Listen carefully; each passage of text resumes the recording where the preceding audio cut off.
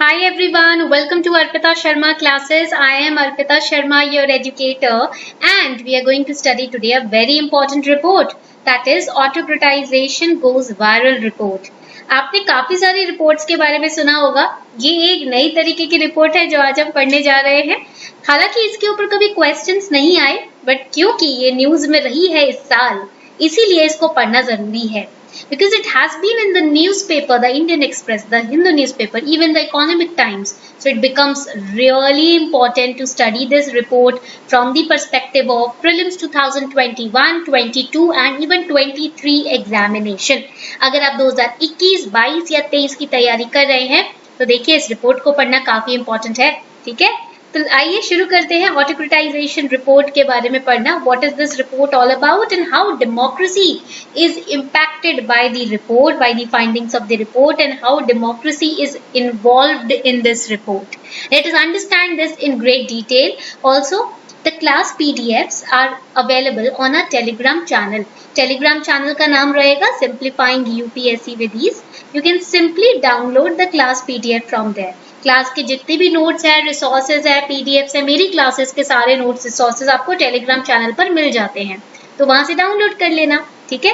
Let's get started now. अभी फिलहाल recently ना India has been classified as an electoral autocracy.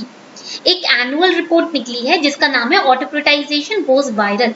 It's an annual report. They can confuse you in prelims by saying it's a biennial report, तो it's an annual report, सालाना report है। Autocratization goes viral नाम है report का। This is the entire name of the report and it is a report which is launched by Sweden based varieties of democracy institute. Sweden की V-Dem institute है, varieties of democracy institute, which studies the different kinds of democracies throughout the world, and they have published this report and they have said that India is an electoral autocracy. Now you must be wondering, what is this autocracy? Autocracy means system of government by one person with absolute power. एक ऐसा government का form जिसमें एक इंसान के पास absolute power होता है, ठीक है। और you can say autocracy means domineering rule also. Autocracy का मतलब एब्सोल्यूटिज्म भी होता है, ठीक है। तो इलेक्टोरल यानी कि इलेक्शंस तो हो रहे हैं, बट एक फॉर्म ऑफ गवर्नमेंट जो बनती है उसके पास अल्टीमेट एब्सोल्यूट एक इंसान के पास पावर आ जाता है। तो ये थोड़ा सा ना गड़बड़ मामला है, electoral autocracy. This report comes just after the US watchdog that is Freedom House downgraded India status to partly free. देखिए ये जो टर्म्स यूज किए जा रहे हैं ना इंडिया के लिए, ये कुछ बहुत अच्छे टर्म्स नहीं यूज किए जा रहे हैं। यूएस के एक इंस्टीट्यूट ने, फ्रीडम हाउस ने, इंडिया के स्टेटस को और कम करते हुए ये दिखाया कि इंडिया पार्टली फ्री है अपनी freedom in the world 2021 report में, ठीक है। This report is also important, we will study that also, don't worry, अलग लेक्चर बनेगा इस रिपोर्ट के ऊपर भी। तो इंडिया को इलेक्टोरल ऑटोक्रेसी कहा जा रहा है, पार्टली फ्री कहा जा रहा है, मतलब टोटल फ्री भी नहीं कहा जा रहा है। ऐसा कैसे? When elections are held in India, why they are terming us as partly free? Let us understand. So over here, let us first understand the findings of the report. VDEM Sweden का एक institute है, एक independent research organisation है। इसके ऊपर कोई pressure किसी government का नहीं है। It's an independent research organization which was founded in 2014 by a Swedish political scientist Staffan Lenberg. Now this is important. They can ask you a question on this also कि ये जो V-Dem institute है इसके founder कौन है? इसके founder है एक पॉलिटिकल साइंटिस्ट जिनका नाम है स्टाफन लेनबर्ग। And this institute, it produces annual report on the state of democracy. I told you it studies the democracies, different democracies throughout the globe. पूरे वर्ल्ड में क्या अलग अलग तरीके की डेमोक्रेसीज है इसको पढ़ता है वीडेम इंस्टीट्यूट, ओके। एंड इसके पास ना कम से कम 30 मिलियन डेटा पॉइंट्स हैं 202 कंट्रीज के ऊपर डेमोक्रेसी को लेकर। So the global decline of liberal democracies was steep in the past 10 years in the Asia Pacific region. Democracies धीरे धीरे इस तरीके से डिक्लाइन हो रही है जो कि देखने को मिला है सेंट्रल एशिया रीजन में, ईस्टर्न यूरोप रीजन में, लैटिन अमेरिका में।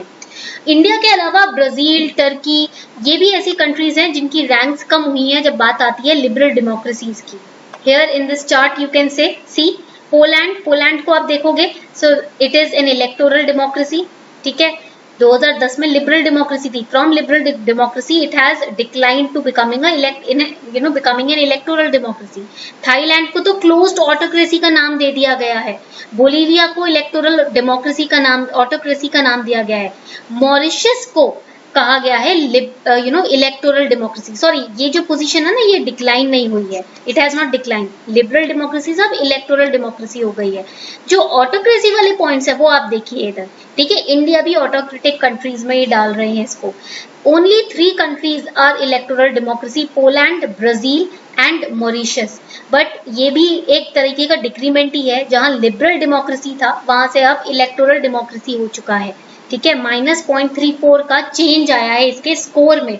Score has declined to a certain bit. Now, previously India was also known as electoral democracy, but the latest report says now we have converted into or transformed into electoral autocracy.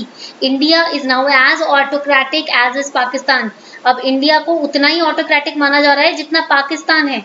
Bangladesh और नेपाल से भी worse condition India की इस report में दिखाई गई है। कहा गया है 2014 से भारतीयों की जो पॉलिटिकल राइट्स और सिविल लिबर्टीज हैं वो डिक्रीज हुए हैं। ह्यूमन राइट्स ऑर्गेनाइजेशन के ऊपर प्रेशर डाला जा रहा है। एकेडमिक्स, जर्नलिस्ट जो बेटरमेंट की बात करते हैं उनको चुप कराया जाता है, उनको उनको दबाया जाता है।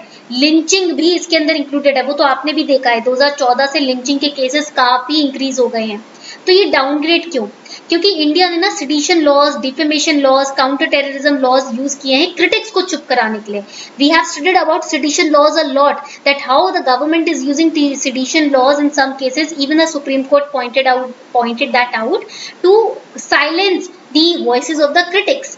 देखो, एक कंट्री हेल्दी कंट्री कैसी मानी जाती है? जब एक गवर्नमेंट है और उसी के साथ ऑपोजिशन पार्टी भी है। ऑपोजिशन पार्टी क्यों रखी जाती है?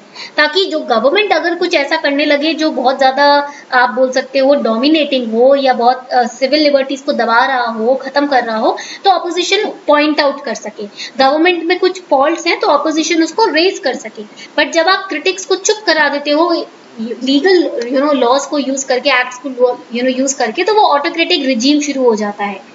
अनलॉफुल एक्टिविटीज का जो एक्ट है यूआपा एक्ट 1967, इसका भी काफी यूज हो रहा है और काफी कुछ गलत केसेस में भी इसका यूज हो रहा है। इन सभी इंसिडेंसेस को स्टडी करने के बाद वीडेम इंस्टीट्यूट ने ये कहा कि अब इंडिया में ऑटोक्रेसी आने लगी है पाकिस्तान की तरह। बांग्लादेश और नेपाल से भी वर्स कंडीशन हो गई है इंडिया की when it comes to government. So this was all about the autocratization report. UPSC Combat Mega Combat to be conducted on 8th of August at 11 a.m. in the morning. It is India's all India based, pan India based free scholarship test for the UPSC CSE aspirants. You have to give this test live on 8th of August 2021 at 11 a.m. in the morning to stand the chance to win a scholarship from a pool of rupees 4 crore. 1,000 lucky participants will also stand a chance to win exciting gifts like iPad mini, JBL speaker, Amazon vouchers, Apple AirPod and whatnot. You also stand a chance to win scholarship of 1 year if you score a rank 1 to 3. From rank 4 to 10, if you get it, you will get 75% scholarship. Those who achieve rank 11 to 50 will get 50% scholarship. And those who achieve rank 51 to 500 will get 25% of scholarship. The link to UPSC Combat is given below in the description box. Download the Unacademy Learning app and click on the link given below. Enroll by using the invite code COMBAT now and be a part of this All India free scholarship test to be conducted on 8th of August, 11 a.m. in the morning.